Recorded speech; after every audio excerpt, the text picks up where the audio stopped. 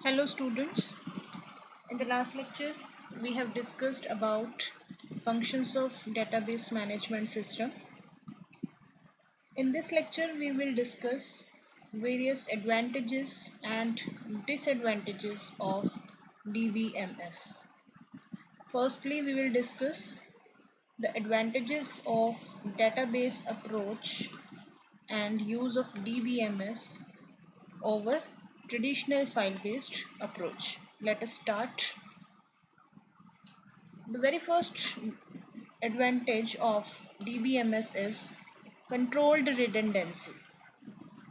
जैसा कि मैंने पहले भी बताया, redundancy का मतलब है duplicacy of information, repetition of data.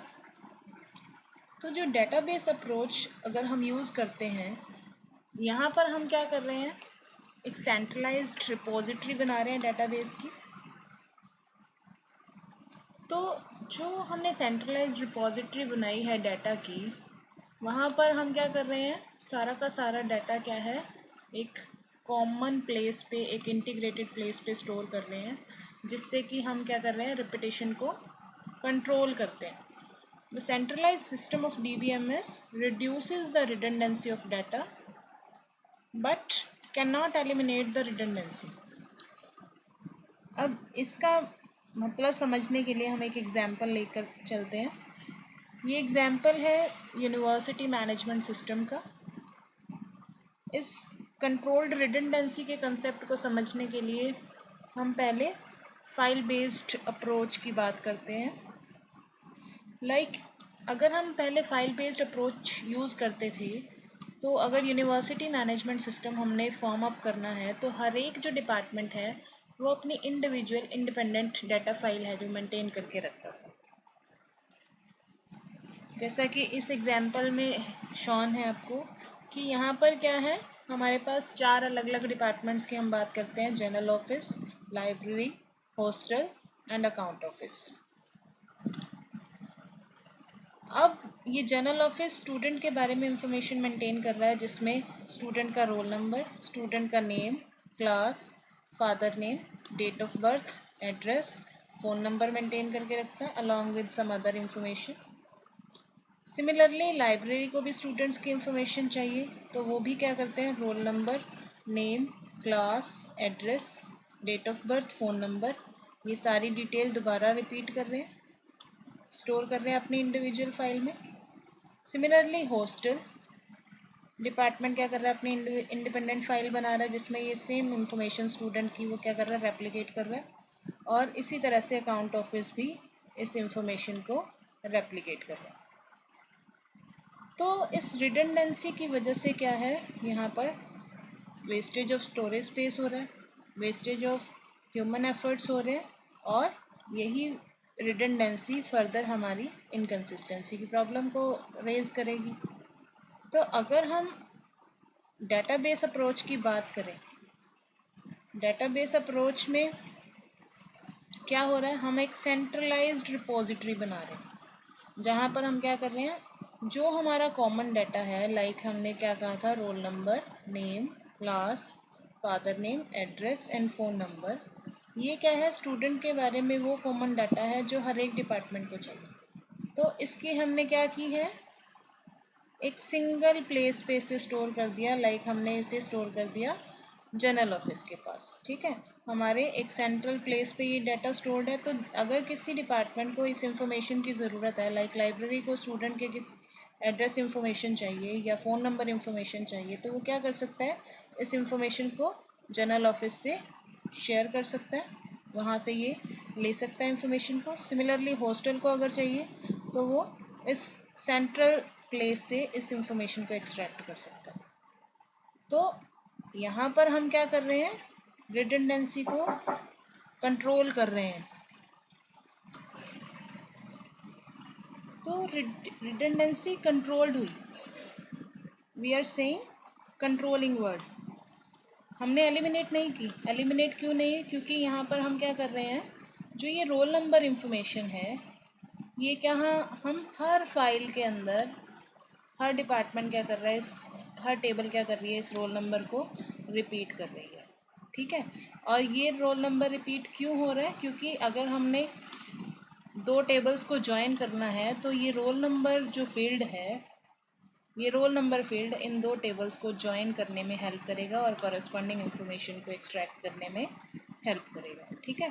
तो जो डेटाबेस अप्रोच है वो क्या एडवांटेज प्रोवाइड करती है, controlling of redundancy, right. Next जो एडवांटेज है डीबीएमएस की, that is inconsistency can be avoided. अब इनकंसिस्टेंसी क्या होती है, इनकंसिस्टेंसी ऑफ डाटा मीन्स कि अगर सेम एंटिटी के बारे में जो डाटा मल्टीपल प्लेसेस पे हमने स्टोर किया है, तो सारी की सारी जो कॉपीज़ हैं वो कंफर्म होनी चाहिए, एग्री करनी चाहिए, मैच करनी चाहिए एक दूसरे के साथ। ठीक है। तो डाटा कंसिस्टेंसी का मतलब क्या है, data of the same entity should be same at all the places. तो फाइल बेस्ड अप्रोच में क्या था, इनकंसिस्टेंसी की प्रॉब्लम अगर होती थी। ये इनकंसिस्टेंसी की प्रॉब्लम क्यों अकर हुई, due to redundancy of data, क्योंकि हमने डाटा क्या है हर फाइल में रेप्लिकेट कर रखा था। तो ऐसे चांसेस हो सकते हैं कि अगर हमने 4 प्लेसेस पे डाटा स्टोर किया है सेम एंटिटी का, हमने 3 प्लेसेस पे उसे अपडेट कर दिया, एक पे हम अपडेट करना भूल गए, तो वो क्या है, सेम ही एंटिटी की जो 3 कॉपीज़ हैं वो तो मैच कर रही हैं, मगर 4th कॉपी मिसमैच कर रही है, जिसके कारण क्या है, इनकंसिस्टेंसी अकर हुई। तो ये इनकंसिस्टेंसी की प्रॉब्लम को कम करने के लिए, अवॉइड करने के लिए हमें रिडंडेंसी को कम करना पड़ेगा। तो if redundancy is removed, chances of having inconsistent data is also removed. तो जो डेटाबेस अप्रोच है वो इनकंसिस्टेंसी को अवॉइड करने में हमें हेल्प करती है। Redundancy of data greatly affect the consistency of the data. If the redundancy is less, it is easy to implement the consistency of the data. And thus, DBMS system can avoid inconsistency to a great extent. इसे समझने के लिए हम फिर से वही example ले रहे हैं यूनिवर्सिटी मैनेजमेंट सिस्टम का। पहले हम बात करते हैं फाइल बेस्ड अप्रोच की। फाइल बेस्ड अप्रोच में हमने क्या किया, 4 डिफरेंट डिपार्टमेंट्स ने स्टूडेंट की इंफॉर्मेशन को अपने इंडिपेंडेंट फाइल्स में मेंटेन किया, जिसमें हम कहते हैं कि roll number, name, class, date of birth, address, ये सारी डिटेल क्या है, हर डिपार्टमेंट क्या कर रहा है, रेप्लिकेट कर रहा है। ठीक है। सपोज़ मैंने कहा कि जो रोल नंबर 5 है उसका जो एड्रेस है वो पहले क्या था, सिरसा था, बट अब क्या हो गया, अब वो हिसार शिफ्ट हो गया। ठीक है। तो सपोज़ मैंने रोल नंबर 5 का यहाँ पहले वो सिरसा स्टे कर रहा था, यहाँ पर भी सिरसा स्टे कर रहा है, यहाँ पर भी वो सिरसा स्टे कर रहा है, और यहाँ पर भी वो सिरसा स्टे कर रहा है। अब वो हिसार शिफ्ट हो गया, यहाँ पर मैंने चेंज कर दिया हिसार, यहाँ भी चेंज कर दिया हिसार, यहाँ पर भी चेंज कर दिया हिसार, बट यहाँ मैं चेंज करना भूल गई। तो as per general office, library और हॉस्टल, इसके अकॉर्डिंग क्या है, रोल नंबर जो 5 है वो किसका रेजिडेंट है, अब हिसार का रेजिडेंट है, बट अकाउंट ऑफिस के हिसाब से वो कहाँ का रेजिडेंट है, अभी भी सिरसा का रेजिडेंट है। तो यहाँ पर क्या है, हमारी सेम ही रोल नंबर 5 के बारे में जो डाटा है वो क्या कर रहा है, मिसमैच कर रहा है। तो ये प्रॉब्लम कहाँ आकर हो रही है, हमारे फाइल बेस्ड अप्रोच में कर रही है। ठीक है। तो अगर इसी को हम डेटाबेस सिस्टम की हेल्प से समझे तो हमने क्या किया, रिडंडेंसी को कम कर दिया, रिड्यूस कर दिया। यहाँ पर हम क्या कर रहे हैं, सिर्फ रोल नंबर को रेप्लिकेट कर रहे हैं। अब एड्रेस इंफॉर्मेशन हमारी सिर्फ एक सिंगल प्लेस पे स्टोर्ड है। ठीक है। अब रोल नंबर 5 अगर सिरसा छोड़कर हिसार शिफ्ट हो जाता है तो हमें कहाँ पर चेंज करने की ज़रूरत है, सिर्फ एक जनरल ऑफिस की जो डाटा फाइल है, टेबल है हमारी, वहाँ पर हमें चेंज करने की ज़रूरत पड़ेगी। और जैसे ही हम उसे हिसार चेंज कर देंगे तो कोई भी डिपार्टमेंट अगर उस एड्रेस इंफॉर्मेशन को एक्सट्रैक्ट करना चाहता है तो उसे क्या मिलेगी, वही करेक्ट इंफॉर्मेशन मिलेगी। ठीक है, तो ये किसकी वजह से हुआ, रिपीटेशन को कम करने की वजह से हुआ, और जिसकी वजह से हमारी जो इनकन्सिस्टेंसी ऑफ डाटा है वो है अवॉइड हो गया। ठीक है, तो दो मेजर एडवांटेजेस हमने डिस्कस कर ली, कंट्रोल्ड रिडंडेंसी, और जिसकी वजह से हम क्या कर सकते हैं, इनकन्सिस्टेंसी को अवॉइड कर सकते हैं। नेक्स्ट जो एडवांटेज है वो क्या है, integrity can B enforced. Integrity का मीनिंग क्या है, integrity of data means data in the database is always accurate such that incorrect information cannot be stored in database। तो इंटीग्रिटी का मतलब क्या है कि जो भी हमने डेटाबेस में स्टोर किया है वो क्या है, हमेशा एक्यूरेट होना चाहिए। हम इनकरेक्ट इंफॉर्मेशन को डेटाबेस में स्टोर ना करें।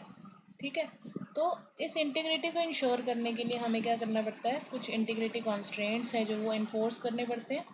और वो इंटीग्रिटी कॉन्स्ट्रेंट्स हमें कौन इन्फोर्स करवाता है, DBMS is responsible for that.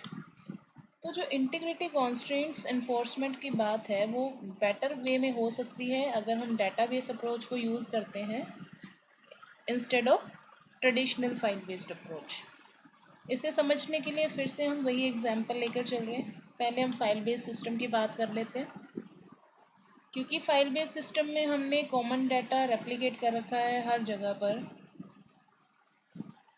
तो अगर मैं इंटीग्रिटी कंस्ट्रेंट की बात करूं, सपोज़ मैंने कहा कि हमारी यूनिवर्सिटी में, हमारे कॉलेज में जो क्लास है स्टूडेंट की वो क्या हो सकती है, BA हो सकती है, राइट, BCom हो सकती है,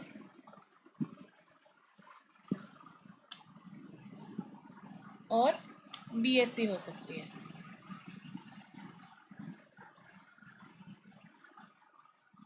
अगर कोई स्टूडेंट इस क्लास फील्ड में MCA लिखना चाहता है, MCA स्टोर करवा रहा है वो, तो क्या ये MCA यहाँ पर स्टोर हो जाना चाहिए, क्या वो वैलिड क्लास नेम है हमारे पास।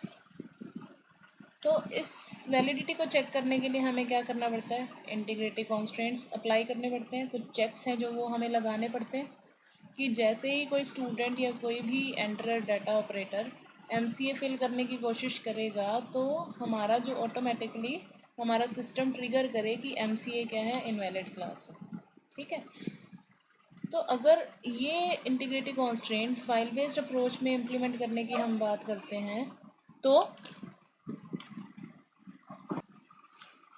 हमें हर फाइल के लिए क्या है, उन इंटीग्रिटी कॉन्स्ट्रेंट्स को अप्लाई करने की ज़रूरत पड़ेगी। इन केस कभी क्लास वैल्यू चेंज होती है तो हमें क्या करना पड़ेगा, उन सारी फाइल्स के करस्पॉन्डिंग क्या करना पड़ेगा, उस इंटीग्रिटी कॉन्स्ट्रेंट को चेंज करना पड़ेगा।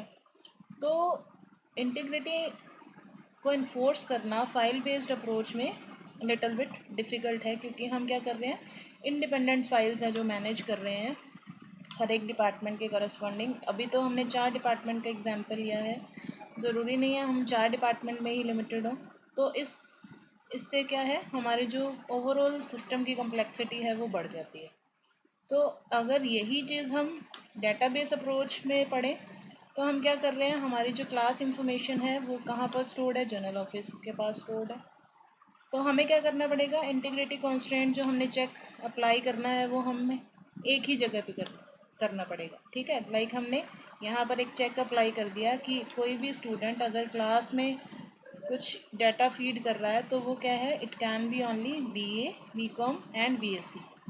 तो अगर इसके अलावा कोई भी वैल्यू एंटर करता है स्टूडेंट तो वो क्या करेगा, हमारा सिस्टम है जो ऑटोमेटिकली ट्रिगर कर जाएगा, फायर करेगा और उस स्टूडेंट को, उस पर्टिकुलर यूज़र को बता देगा कि ये क्या है, इनकरेक्ट इन्फॉर्मेशन है। लाइक मैंने एक ब्लड ग्रुप का भी एग्जांपल बताया था कि ब्लड ग्रुप क्या है हमारे पास, AB और O हो सकता है। तो अगर कोई पर्सन इन ब्लड ग्रुप के अलावा कोई ब्लड ग्रुप डालने की कोशिश करता है तो हमारा सिस्टम क्या है, ऑटोमेटिकली ट्रिगर कर देगा। तो ये कहाँ किसकी वजह से हो पाया, इंटीग्रिटी कॉन्स्ट्रेंट को इन्फोर्स करने की वजह से हो पाया। और डाटाबेस अप्रोच में क्योंकि हम सेंट्रल रिपोजिटरी फॉर्म कर रहे हैं तो इंटीग्रिटी कॉन्स्ट्रेंट्स को हमें क्या करना पड़ेगा, एक सिंगल प्लेस पे इन्फोर्स करना है, और वो क्या है, मच ईजियर है as compare to traditional file face system. तो हमने अभी डिस्कस किया कि advantage of DBMS, first is controlled redundancy, next due to controlling of redundancy inconsistency can be avoided, due to centralisation of the data हम क्या कर रहे हैं, integrity can be easily enforced. Next जो एडवांटेज है वो क्या है, data can be shared. DBMS approach की मोस्ट इम्पॉर्टेंट एडवांटेज ये है कि हम क्या कर रहे हैं, डाटा को एक सिंगल रिपोजिटरी में स्टोर कर रहे हैं। डाटा क्या कर रहे हैं, हर एक डिपार्टमेंट उसी रिपोजिटरी से वो डाटा अपनी रिक्वायरमेंट के अकॉर्डिंग एक्सेस कर सकता है। तो डाटा क्या है, कैन ईजिली बी शेयर्ड। ठीक है। नेक्स्ट जो एडवांटेजेस हैं और डिसएडवांटेजेस ऑफ DBMS हम नेक्स्ट लेक्चर में स्टडी करेंगे। Thanks for watching this lecture.